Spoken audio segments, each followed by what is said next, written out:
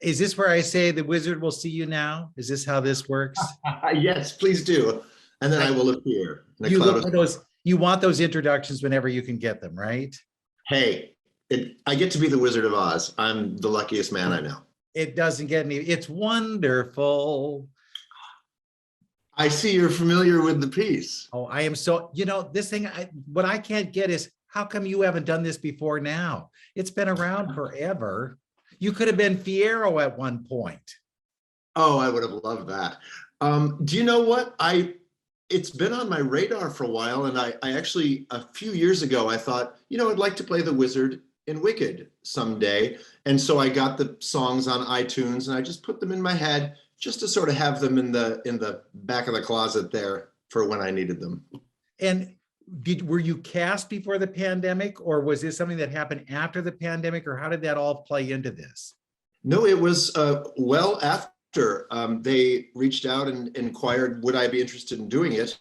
And I said, yes. And they said, no, on tour. And I said, oh gosh, during the pandemic, our home became such a shelter and such a safe haven, a safety net. The idea of leaving it for a long chunk of time was, not high on my priority list, but it's a show that I really love and respect, and certainly all sorts of source material that I love. First of all, the original novel, Wicked, by Mr. McGuire there from 1995. But I was a lifelong fan of The Wizard of Oz, which has led to a career in performing in general. So just to get to go back to Oz for a bit. And, we figured out how we could do it. But I will say I miss my garden. But other than that, I'm loving seeing the country. But no, I've only been with the company for just over a month. So how was it then when you got back on stage? Was that a weird feeling? Well, I'd been back on stage since the pandemic. Okay, and so it wasn't like the first thing back and you go, no. Okay. No, but it was, I will say this, it was like jumping onto a very quickly moving train. Wicked is a fantastic, spectacular show that's been around for a long time. And this production has been up for 12 years, this particular tour, certainly over a decade. And it's a well-oiled machine. And audiences go nuts for it every night. And it was a big responsibility to just sort of jump onto that moving train. How was it then that your wizard would be different from other ones? What did you bring that, you're not Joel Grey, you're not whomever? Well, the long list of actors who've played the wizard reads like a who's who of my absolute heroes, and a lot of peers in there as well. So I suppose I bring the fact that I'm me to it. If I were to go on stage and just imitate Joel Grey, well, the audience would be getting a not very good Joel Grey imitation, and I would be shortchanging myself and the show of what I can bring to it. Obviously, you can't change it. It is what it is. The script is a wonderful script, and the score is superb, as briefly and beautifully sung by yourself, not just a few minutes ago. But every actor is different, and I think every good director allows each actor to bring who they are to it. Are you doing more dancing in this than others have? Because you're such a dancer. Oh, yeah, I love to dance. I would never call myself a dancer. The best that could ever be said is that I have a lot of energy. But yes, they have allowed me to, they certainly haven't re-choreographed anything, but they have allowed me to add a little flourish here and a flourish there. And, I see the wizard as coming from the state fairs and being a step right up and let me tell you what we got back here. There's a bit of a showman to him anyway. Sure. Coming from his years of carnivals and fairs. So they're allowing me to bring that to it, which I appreciate. How is it going into a show that is a hit, as opposed to starting a show from scratch and who knows what this could be? The latter, starting a show from scratch and who knows what it could be, is absolutely terrifying, Bruce. You have no idea what you've got, and you hope it's good. And then you hope that when the show moves, that they use you, that they don't rewrite your part. So when I'm doing a new show out of town, I try to claim that role as best I can and put in a high kick here and a turn there and a high note there and a low note there, and make it just so that no other actor in the world except me has the qualifications to, or all of the qualifications to play that role. So you try to just claim it as much as you can. Then when Go ahead. you've had like Tony Award winning best musicals. Yeah, I was in the original cast of 3 of them that won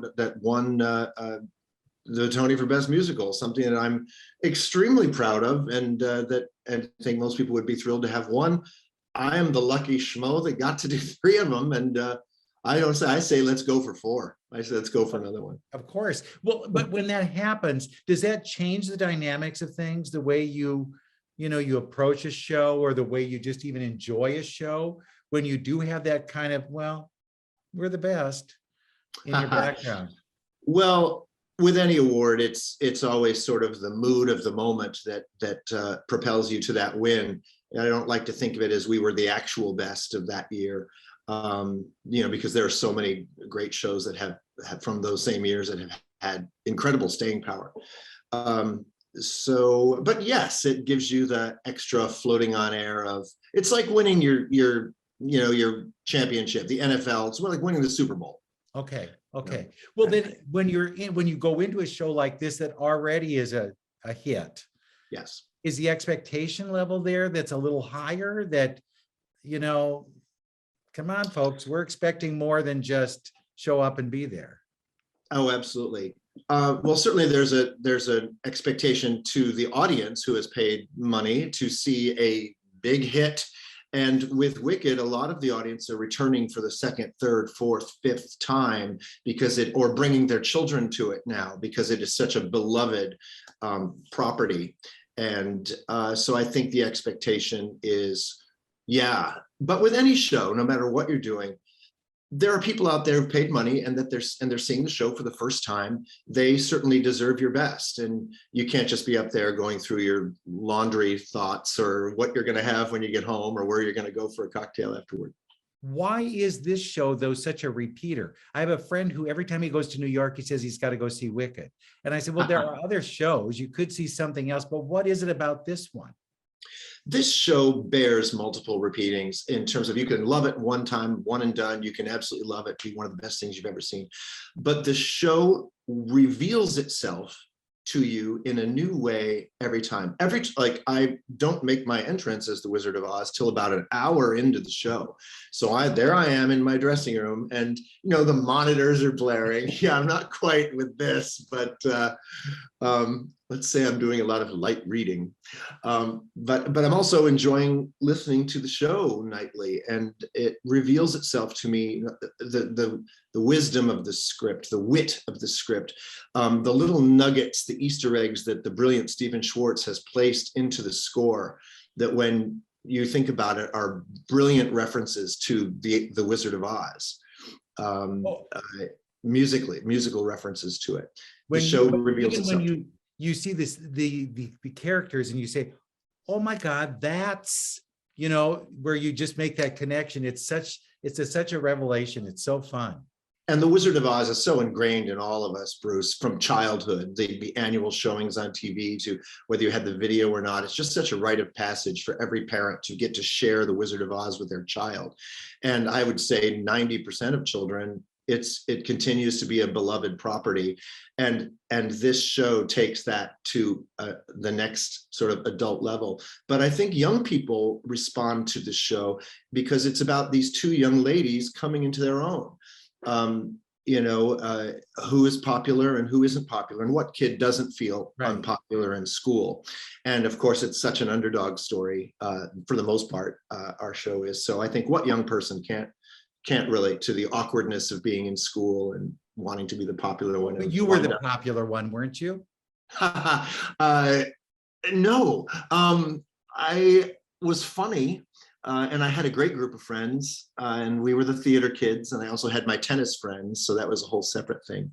But no, the theater kids are often not the popular. But the thing is, we were. It's all subjective. When you're a kid and you're awkward and you're going through puberty, and you think, oh, I'm, not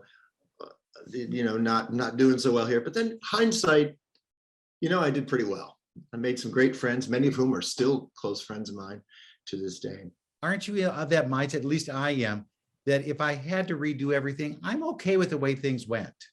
I am too. I would be a little more confident in high school, actually. I wouldn't be quite so meek. I was smaller than most of the kids, although I'm 6'2" now, but I was a late bloomer. And I think I would tell younger me to go ahead and be a little more confident in Yeah, junior high, especially. it's, who knows? You also teach, right? I do. What did you tell the kids in school about it's going to be okay when we had the pandemic? Because I find that a very difficult thing to, impart to them. Theater is not going away. Entertainment is not going away. And yet what do they see? They see things closing and shutting down. And so how do you deal with that? And how do you prepare them for that world? Oh gosh, well, I likened it to the phrase "Into the Woods," the great Sondheim musical. We're just going into the woods for a bit, but we're going to come out wiser and stronger. This was at the beginning of the pandemic when who knew what the heck was going to happen. It was Right. uncharted territory for the world. But my heart just bled for these talented young people who didn't get to do their high school musical 2 years in a row. And what formative times those are. High school musical is the best team sport you could ever imagine. It's where you learn to come together and work together. And of course, emotions are at the forefront because theater in itself is such an emotional thing. You have to be open and available as an actor, as a director, as a choreographer, to work with all these other people. And I think these young people were robbed of that. And of course, their team sports too, the same thing. The football team, you're going to be the best varsity player. Well, you never got to do the varsity team. So my heart really bled for these young people. And I think just to say that they are seen and we understand what you're going through, but keep doing it. You obviously love this, keep doing it. Even if it's in a community theater level, just do what you love and it will lead to. What did you do yourself during the pandemic? Did you just sit at home and say, well, at last I get a vacation? Or that was the initial part of it. I know, did you think this is going to be great? I can hardly wait. I'll get all these things done, and then it doesn't happen. Well, I didn't think this was going to be great, but because we had to stop our tour of Hello Dolly, the beautiful production, and it was a wonderful company and a beautifully written show. Obviously, just a perfect production of a perfect show, and it was just so comforting to get to live inside that for 6 months. But then we were sort of robbed of even a last performance. We did our last performance not knowing it was our last performance, as so many people did in so many different shows or sporting events. But we have a beautiful house in the Catskills that was sort of our weekend home. And we turned that into our full-time home, and the apartment in New York kind of sat and got dusty for 1.5 years. I built a garden. My partner went to grad school. He's about to graduate with his master's. We cooked, I did a whole project where I watched every Oscar winning or Oscar Best Picture winner in order from 1928 to current day. It's basically a film festival of mediocrity, but there are some hidden gems in there that I didn't know. But you realize that it wasn't always the best picture of the year that won. It was the one that was popular. Exactly. You sort of go where the emotional groundswell brings you to come to some of these winners, and you go back in time and you understand why How Green Was My Valley beat Citizen Kane, the greatest film ever made. You can sort of understand these things. Well, then when was the first time you got back on a stage? Was it for a concert? Was it for something else? Or well, I've been fortunate enough to get to do some TV, because as soon as they figured out, you pivot to that and you were fine. A bit. I mean, I did 4 episodes of 3 different television shows, and it's usually a nice guest star role. But they figured out how to do it with the shield and all that. And one show I shot, a show for Paramount Plus called Evil. I did not even see the face of the woman, the lead of the show that I was playing opposite. I did not even see her face until we were rolling. So that was a little odd, because you've got the pressure of the whole crew around you and everything. And all of a sudden you're seeing this beautiful woman's face for the first time, and you've got to do this lengthy scene to her. And you're just like, that's what you look like without your mask. But meanwhile, cameras are rolling. So that was fun. I did a couple episodes of The Blacklist, with Mr. Spader himself, and who was instrumental in sort of orchestrating how they were going to continue in the pandemic Oh, world. wow.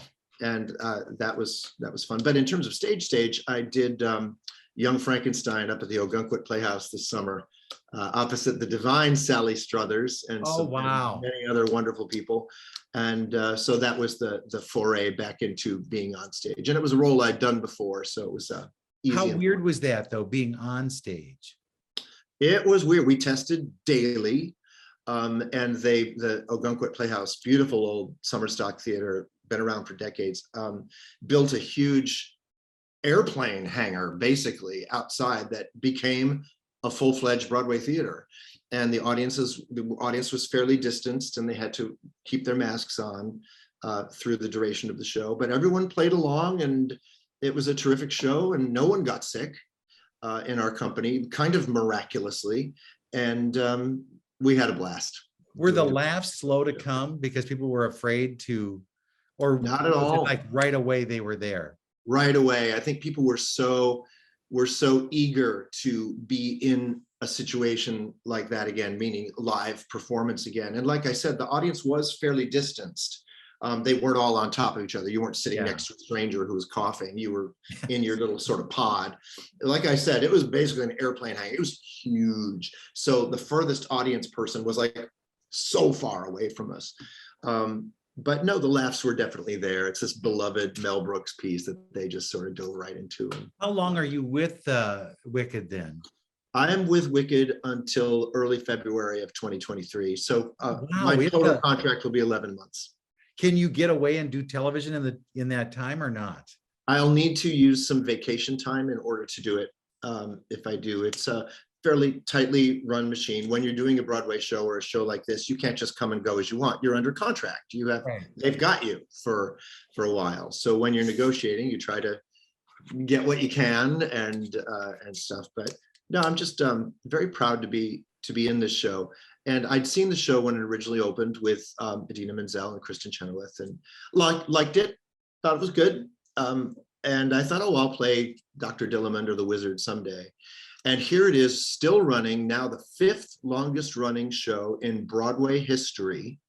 Wow. Here it is, still here. And they've called me years later and said, well, you want to play the Wizard? And I said, sure. So I'm actually thrilled to have this job. I miss my garden, but I'm thrilled to have this job. Well, the garden could go to hell this summer. It's just your fault, right? Because you're not. Oh, please, no. Yeah, I thought you were calling about Fiyero. You should have really pushed that. I think that would have been a much better. Well, when we do the geriatric version and Fiyero is in his 50s rather than his late teens, that's the thing that I noticed that it shifted from the beginning, because Norbert was not a kid, really. No. And now they've been putting in these very hunky young men in that role. And I'm thinking something has happened here. I don't know what this is all about. Why are they shifting on us? But I guess that's as the audience has changed, right? Absolutely. I think, well, the character does, I mean, they're in the equivalent of high school for, the early part of the show. So I think as brilliant as Norbert is, my gosh, I'd watch him do anything. He's just fantastic. He brought a lot of humor to it and swagger to it from my long ago memory of seeing him do it. But yeah, it has become the norm to put. Yeah, and I love that. I love that it's morphing all the time, that you'll see different women in the roles, in the Elphaba and Glinda roles. And you say, yeah, there's a place for everybody. Have you started thinking about the movie? Because I don't think they've cast the Wizard yet for the movie. Bruce, they are going to go with, Russell Crowe or someone. I mean, it's the perfect role. It's the perfect role for stunt casting in a film, because he doesn't have to do a whole lot. He has to be the Wizard of Oz, of course. And I'll leave it to those who know the plot of Wicked to know what that entails and where that heads by the end of the show. But I think it'll be an easy role for them to put a big sort of surprise. Tom Hanks, right? Oh, he'd be fantastic. He'd be great. And I would think it would be a missed opportunity for them not to use a big star like that. Sure, although, if the phone rings, I would not say no. Well, does that bother you? I would think it'd be terrible as a stage actor to create a role. Not necessarily, I'm not talking about this one, but other ones that you've done. Yeah. And then you're not even considered for the film version because we need to go with a film star for this. Well, speaking of Joel Grey, they couldn't find anyone for the MC in Cabaret. And so they decided, well, let's use the guy who did it on Broadway. He was good. Well, Joel Grey now won an Oscar for that role and became Joel Grey from that. So once in a while it happens.